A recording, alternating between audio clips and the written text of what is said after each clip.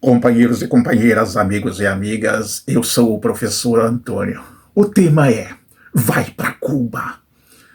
Quando a gente ouve essa frase, vai para Cuba, essa frase sempre vem do pessoal de direita. O pessoal que é ligado à ditadura, que defendiam a ditadura e defendiam e defendem os interesses norte-americanos. A grande pergunta é, antes de Cuba se tornar comunista, Cuba era dominado por quem? Pelos Estados Unidos. Quem mandava em Cuba era Estados Unidos e Cuba não tinha soberania praticamente nenhuma. Cuba era o lugar onde os americanos despejavam o seu lixo.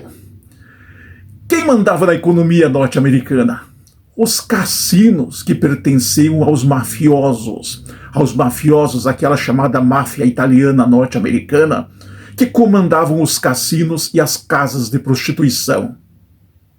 Cuba era um paraíso tropical, onde os norte-americanos ricos iam se divertir nas jogatinas, nos cassinos e nas casas de prostituição. Esta era Cuba. Era boa.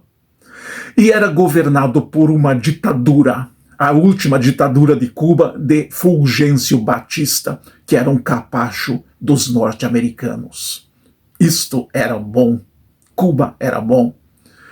Cuba tinha uma das maiores produções de açúcar do mundo, ou em alguns momentos chegou a ser a maior produção de açúcar do mundo.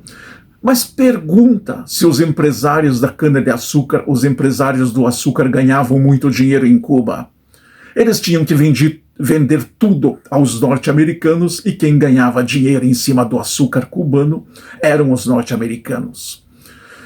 Existia uma lei cubana que permitia que os norte-americanos construíssem quantas bases militares quisessem construir em Cuba e também os norte-americanos comandavam tudo em Cuba. Tanto é que até hoje existe a chamada base de Guantánamo em Cuba, que na verdade de base não tem nada. É um campo de concentração que mesmo Cuba se tornando apoiada pelo comunismo, não conseguiu tirar a base de Guantánamo de Cuba, que é um campo de concentração onde os norte-americanos torturam seus prisioneiros. Então vamos chamar pelo nome correto, campo de concentração e não base militar. Então Cuba não era melhor na época que era dominada pelos norte-americanos. Então essa conversa de vai para Cuba é conversa fiada. Se você gostou, curta, compartilhe e inscreva-se no nosso canal. Muito obrigado e fiquem com Deus.